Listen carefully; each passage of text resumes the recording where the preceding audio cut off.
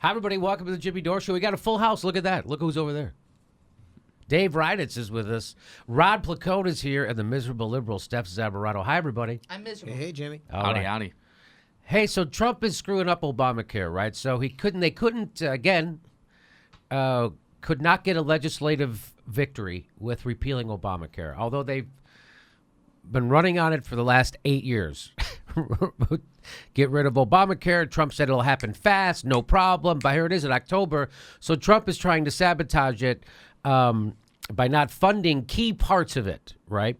And he's doing it through executive order, which again goes against what the Republicans have always talked about. In fact, the Hill reports that GOP representatives breaking with Trump, cutting health care subsidies, does opposite of what he promised. So this is what Trump did here.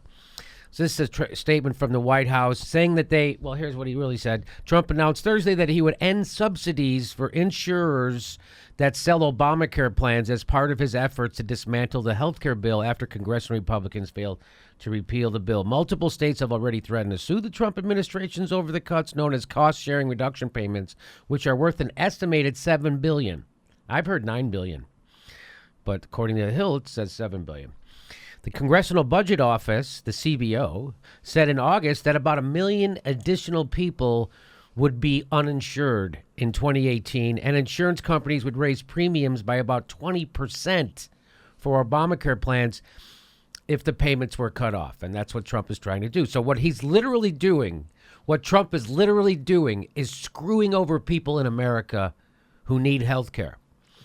And instead of making it better, he's purposely making things worse for people. So that's what I said when I go, now the Republicans are in control. They have to legislate. They have to govern. They're not good at governing.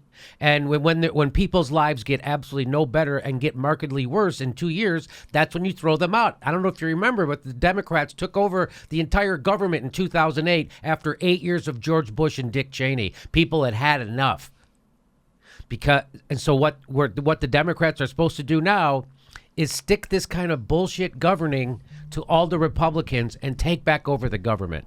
Now, the key is that when they take it back over, they do it with progressives and not more corporatists, warmongers who are just as bad as voting for a Republican. Right now, the Democrats and Trump got together. You know what they got together on? They got together on $700 billion more for bombs. No money for college, no money for health care, no money for no money for bridges, roads, firemen, hospitals, nothing. $700 billion to the military. That's what I'm talking about. So this is exactly what we said, that the Republicans are bad at governing. Only thing they can do is hurt people. So this is the stage for the Democrats to take over. The problem is the Democrats are horrible. They're horrible. So let me just finish this real quick. The CBO also said halting the payments would increase the federal deficit by $194 billion through 2026, largely because federal assistance to buy Obamacare plans rises when premiums do. So, again, here's Trump increasing the federal deficit. That's supposed to be a mortal sin to Republicans. And he's making people's lives worse by screwing over their health care. And then the Republicans are going to get reelected.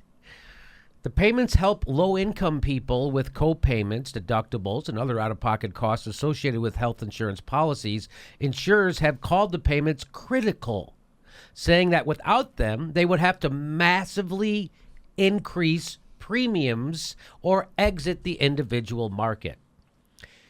And here's this. So let me throw it over to the panel. So my theory is these guys, this is exactly predictable.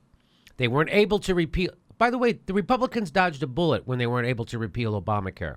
Because if they did repeal Obamacare, there would have been a much quicker turnover to Democrats in the Congress. So let me throw it over to the panel. Dave, you're our new guest. What anything to say about this? Yikes. This is what happens. This is just, it's government by fiat. It's essentially, what it seems like is it's a tax increase on poor people in the middle class who are in Obamacare. It's just a stealth tax increase. And it's a giveaway to the insurance companies even more, which is essentially because the rates go up, so the government fees are going to end up going up from what it sounds like. I don't know. They just make it all as complicated as they can, so nobody knows what the hell's going on, so people don't get appropriately outraged by this kind of bullshit when the problem is so infinitely solvable. So infinitely solvable. Infinitely solvable. It's just a scam. It's a shakedown scam. Well, when I see all these facts, Jimmy, that you're talking about, that premiums are going to be raised by 20%, as if anybody's income is going to be able to be raised by 20% in this next year. It's not possible. Nobody's allowing that to happen. They don't even want to give people a livable wage of $20 an hour. So how I feel like when I see this, and I know there are people in this room that are on Obamacare right now, and it's like, to me, I am panicked. My niece is going to be turning 26. She's going to have to find insurance, and I just think, like, well, how do people get insurance, pay their rent, and live? And it seems like this is not the America we're supposed to have in 2017. I could not agree with you more. Well, what's happening now because of this is this is from Florida. This is a Republican representative from South Florida, Ileana Ross-Lehtinen. Is that how you Works for me. She says, cutting healthcare subsidies will mean more uninsured in my district. The President of the United States promised more access, affordable coverage. This does the opposite. Yes. Yeah, just like their entire health bill in general did the opposite. It was an anti-healthcare bill. And, and he's doing this. He did this yesterday. Trump is taking Friday the 13th way too freaking seriously. I think that, and you know what? I am on the Affordable Care Act, so I could be affected by this. And I'm just hoping. I don't think he has the votes again. Like I'm hoping. But I think he's this is executive order. Executive order. Oh, this is him just. Yeah, okay. This is him just defunding it, which is, again, that's another thing that goes against the Republicans' manifesto, increasing the deficit and doing stuff by fiat, right? So he's doing this on executive order, which they hated when Barack Obama did that stuff. They called him a czar, all that stuff. And a dictator, remember that? Well, here's Trump doing that right now. He doesn't have the votes to do it, so he's going to try to do it through executive order. It's a Republican wet dream. You know what I mean? It's just he does what he wants. He's going to screw the middle class. He's going to help out the insurance companies. This is. I love how it's funny how people keep talking about what he promised. Like, what difference does that make in the slightest? Well, here's he promised. Here's our Republican representative breaking with Trump. So now, we featured yesterday other Republicans in the Congress breaking with Trump, and what people are, Senator Corker, and all the stuff they're saying behind the scenes about him, and Jeff Flake, and so it's. I cannot foresee the Republicans getting together with Trump to do anything good, or besides break apart themselves, because they're, again, this is, well, here's Paul. So this Republican representative. She can see the writing on the wall. Attaching yourself to Trump screwing over people is not a good way to get reelected. Attaching yourself to Trump is okay. Trump screwing people over, that's not going to turn out well. People need health care. People know. Okay, so she's going against Trump. Paul Ryan sticking by him, says this is a great thing. That's what this says. Paul Ryan says, under our Constitution, the power of the purse belongs to Congress, not the executive branch. It was in defense of this foundational principle that the House, under the leadership of former Speaker John Boehner, voted in 2014 to challenge the constitutionality of spending by the Obama administration that was never approved by Congress. So this spending for this Obamacare, for these subsidies, was challenged by the Republicans. They actually took him to court. Obamacare lost. Obama appealed, and that's where we're at right now. So they're still funding it, and now he's applauding this. So this is how you get rid of Speaker Ryan. You go, Speaker Ryan just took your health care away. Your health care just went up 20%. Speaker Ryan thinks this is a good thing. Our government can't help you afford health care. That's what Paul Ryan. So this is what the Democrats have to do. You could take over. You could get rid of this guy. He's vulnerable. I wonder if they're going to do that. I wonder if they're going to do it. So that's the challenge for the Democrats, to stick Trump doing this stuff, and to stick Paul Ryan. They got to stick it to the Republicans. You have to make it like glue. But the Democrats aren't going to do that. You know they're not going to do that. You know that the Democrats have already been saying stuff like, we miss George Bush, and Trump is different than their other Republicans, and the other Republicans are normal, and And you know why? Because the Democrats are just like those other Republicans.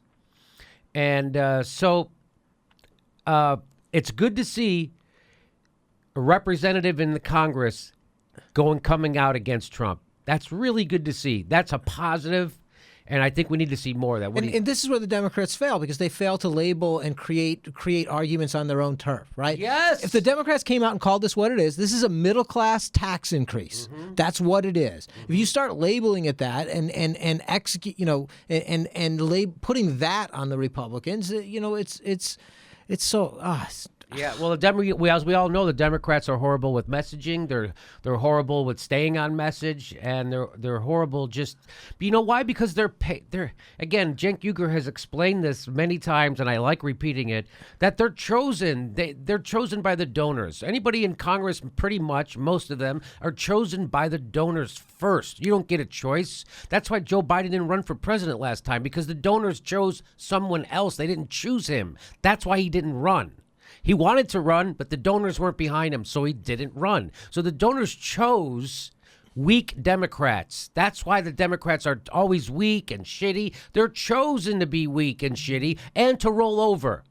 That's why, and to be corporate tools. That's why Chuck Schumer's the leader of the Democrats, because he's the biggest corporate tool. He'll take the most from Wall Street. Same thing with Nancy Pelosi. She's the biggest fundraiser. What does that mean? You're the biggest corporate tool. That's what that means. She's not fundraising from people. She's fundraising from corporations who want the government to do favors for them at the behest.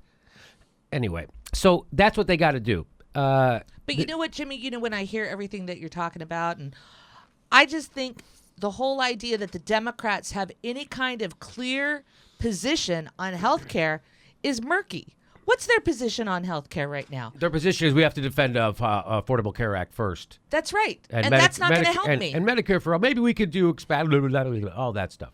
Right. And so if they really had single payer for all, what that would do for the whole country would bring everybody together against this administration. And they're not going to do it. It's, Obamacare went up 20%, 25%?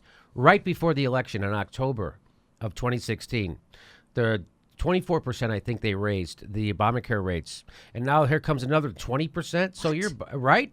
So again, this is the Trump and the Republicans only making people's lives worse. They're not going to make their life better. So that's why we can we're closer now to getting Medicare for all. We're closer. Now we're changing the debate. We're changing the framing. And now Republican Congress people are breaking with Trump. Not only senators, but now Congress people are breaking with Trump. It's good to see. It turns out the ones who are not up for re-election seem to be the ones telling the most truth about Trump, which makes the case for term limits. Mm-hmm. I was always against term limits, and now I'm starting to not sure about it, because the only ones who are able to tell the truth right now are the ones who are not running for re-election.